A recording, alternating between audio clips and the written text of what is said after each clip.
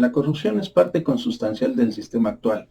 Es un mecanismo que le permite a la clase dominante mantener su control sobre la clase trabajadora y también se ha convertido en instrumento para incrementar su riqueza y crear nuevos ricos, los cuales se logran hacer de cuantiosas fortunas, pero finalmente su base está en el robo, el despojo y el daño sistemático a nuestro pueblo y en general a la nación, sean personajes públicos o privados.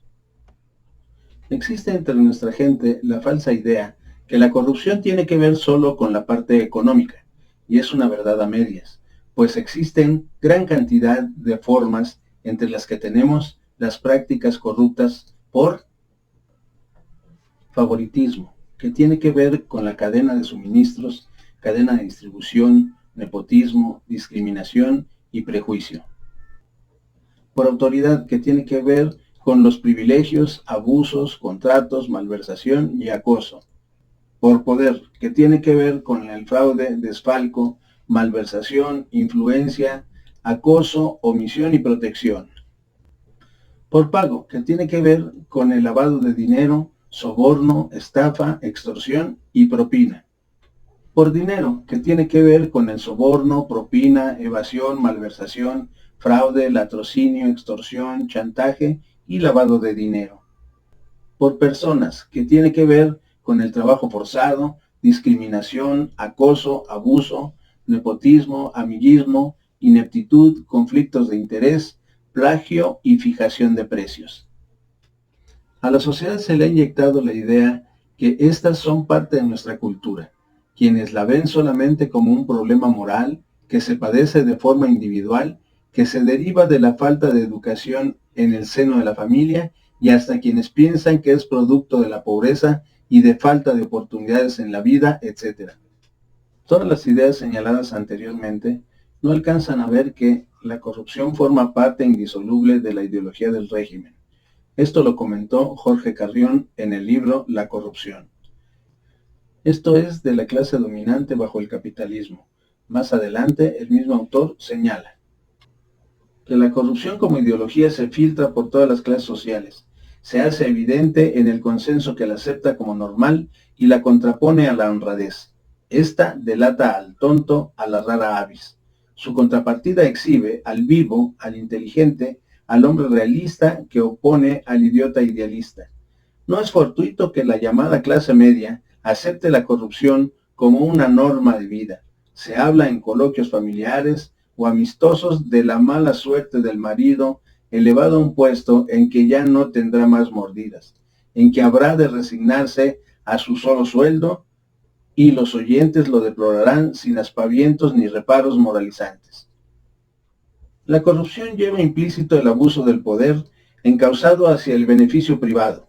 La corrupción erosiona la confianza en la sociedad, económicamente atenta en contra del crecimiento y desarrollo económico, como ahora con la situación de la energía eléctrica, y exacerba aún más la desigualdad, la pobreza, la división social, socialmente destruye los valores morales, cívicos, éticos, humanos, debilita los procesos democráticos y promueve la violencia y el autoritarismo.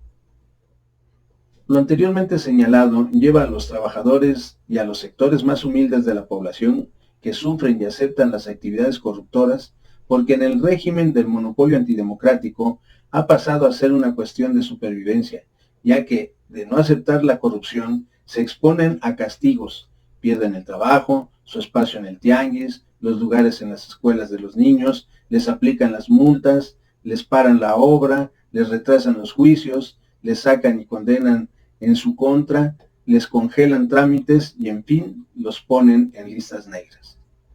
La corrupción por lo general siempre opera de arriba hacia abajo o de forma transversal, ya que para que funcione la misma se necesitan mínimo dos, quien corrompe y quien se deja corromper.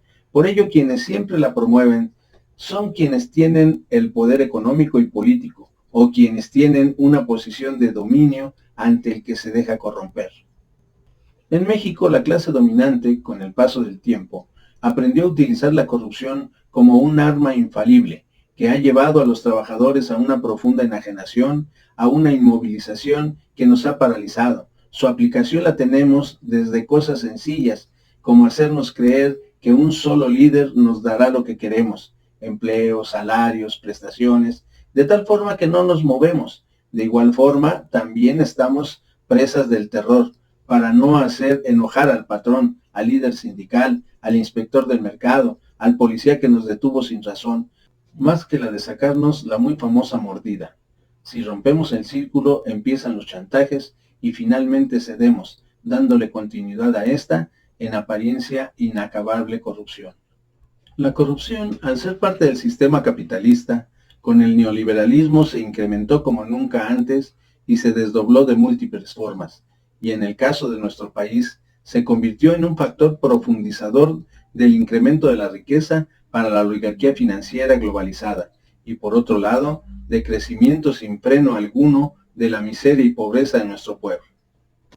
Durante los aproximadamente 36 años de aplicación del neoliberalismo en el país, en donde se privatizaron, fusionaron o desaparecieron más de 1000 empresas propiedad de los mexicanos en ramas industriales, servicios, comerciales, desde el gobierno de Miguel de la Madrid, pasando por Carlos Salinas de Gortari, Ernesto Zedillo Ponce de León, Vicente Fox Quesada, Felipe Calderón Hinojosa y Enrique Peña Nieto, el país fue saqueado e insertado en la llamada globalización imperialista.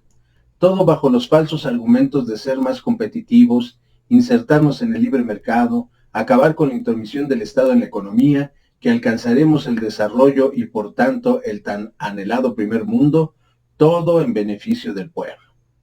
Durante todos estos años se fueron imponiendo cambios en toda América Latina, que llevaron a sostener al imperialismo norteamericano, cambios como los siguientes.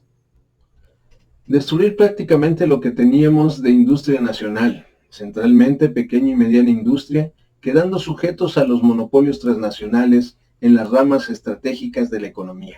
La petroquímica básica, se fueron dejando caer la industria petrolera y eléctrica para justificar que se privatizara. La industria aeronáutica, a la fecha, cuenta con una sola línea aérea nacional. La industria minera hoy está en manos de monopolios canadienses fundamentalmente y 3 grandes monopolios mexicanos, la REA, Bayeres, Slim, entre otros. La banca financiera quedó en manos de bancos extranjeros, con excepción de 2 bancos, Banorte y el nuevo banco estatal, Banco del Bienestar, lo que significa que nuestro sistema bancario está controlado por los extranjeros. El sistema de aseguradoras también está en manos de los extranjeros. El campo está controlado y explotado en lo fundamental por empresas extranjeras. La industria automotriz está en manos de los grandes monopolios transnacionales de Estados Unidos, europeos y asiáticos. La industria farmacéutica y de instrumentación médica, de igual forma, están monopolizadas por el capital transnacional y monopolios nacionales. La telefonía nacional fue regalada prácticamente a Slim, dejando entrar a empresas transnacionales. La industria del alimento chatarra, refresqueras, tabacaleras, están controlados por las empresas transnacionales extranjeras. En fin, con el neoliberalismo perdimos las bases de nuestra industria nacional en los rubros más importantes y al quedar en manos del capital transnacional financiero, fueron borrando nuestra soberanía nacional y popular. La corrupción puede adquirir muchas formas y ser aplicada por diversas personas e incluye actividades como funcionarios públicos, empresarios y empresas transnacionales que participan o han participado durante el neoliberalismo en el proceso de saqueo o explotación de nuestros recursos naturales y soberanía nacional y popular, que exigen o reciben dinero por favores a cambio de servicios y que después de la corrupción son sometidos como empleados al servicio de las empresas y grupos transnacionales. Como ejemplo tenemos la etapa del neoliberalismo en México se abre con Miguel de la Madrid Hurtado. Es quien empieza la privatización, fusión o desaparición de la CONASUPO, que permitía una ayuda hacia el campo ofreciendo semillas, pan, bodegas rurales, leche, sistema de lecherías, capacitación al campo, entre otras importantes funciones. De la Madrid, con maestría en administración pública en Harvard, al parecer obedeció perfectamente las instrucciones del Banco Mundial y el Fondo Monetario Internacional desde su campaña, en donde consideraba la ineficiencia como una forma de corrupción. Con Carlos Salinas de Gortari se profundizaron las privatizaciones.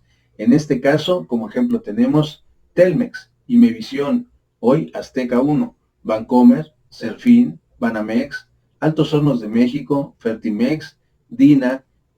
Inicia el proceso de privatización de ferrocarriles nacionales. Con Ernesto Zedillo Ponce de León termina la privatización de Ferrocarriles Nacionales de México, los aeropuertos y servicios auxiliares, Nacional Financiera. Por su parte, Ernesto Zedillo dejó la presidencia de México para ser consejero de la Procter & Gamble, Alcoa y Unión Pacífica, entre otras. Actualmente es director del Centro para el Estudio de la Globalización en Yale. Con Vicente Fox Quesada, en la supuesta alternancia, se privatizó Mexicana de Aviación, Aeroméxico, Aseguradora Hidalgo y Puerto de México. Con Felipe Calderón se privatizaron Luz y Fuerza del Centro y Grupo Azucarero de México. Con Enrique Peña Nieto, Petróleos Mexicanos y Comisión Federal de Electricidad. ¿Cómo es que México se encuentra entre los países con mayor desigualdad en el mundo? ¿En qué momento pasó México de ser considerado ejemplo mundial por su gran crecimiento económico a ser un país que encarna crisis, corrupción y muerte? ¿Cómo pasó nuestro país de tener 1 a 24 multimillonarios en la lista de Forbes en solo 6 años? Magníficas preguntas que formula Arturo Aguiñaga del Observatorio Ciudadano de la Energía. Las respuestas están en el funcionamiento del sistema capitalista monopolista de Estado, en su etapa neoliberal, y creo que él mismo las responde en su excelente trabajo, Las hipnosis del saqueo privatizador en México y el reencuentro de los daños, y Los jóvenes ambiciosos, los varones de México y sus socios foráneos. Los últimos 36 años en México se pueden resumir en una sola palabra: entrega. Ya fueran privatizaciones, permisos, concesiones, cada uno de ellos representó la pérdida de nuestro Estado y nuestra soberanía. Pero además podríamos decir, traición a nuestra patria, a nuestro pueblo, con base en la ideología de la clase dominante dominada, que a estos expresidentes y exfuncionarios, ya que los mandaron a educarse a los Estados Unidos para que aprendieran a robar con finura y elegancia, los enseñaron a ser fieles sirvientes de la oligarquía, principalmente norteamericana, una de las más corruptas del mundo, pues para conseguir contratos multimillonarios solo los alcanzan con corrupción y amenazas militares en niveles que ni llegamos a conocer. Lo cierto es que luego que privatizaron bancos, ferrocarriles, teléfonos, minas, carreteras, televisión, puertos, aeropuertos, aerolíneas, ingenios, el resultado ha sido desastroso para el país y su economía, y también para el pueblo mexicano. Tras la privatización viene el encarecimiento de precios y servicios, la quiebra de las empresas, el rescate por parte del gobierno, la reprivatización, los despidos, el desempleo y la desaparición de empresas nacionales competitivas. Esta situación de injusticia, miseria, hambre e impunidad sí tiene fin.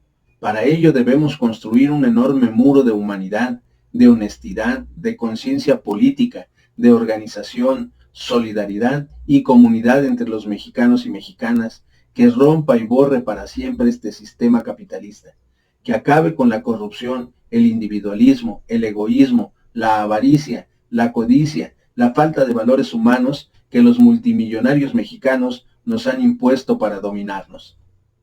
Hoy tenemos que demostrar nuestro verdadero patriotismo y tenemos que pelear por nuestra patria, que está en manos del capital extranjero y nacional.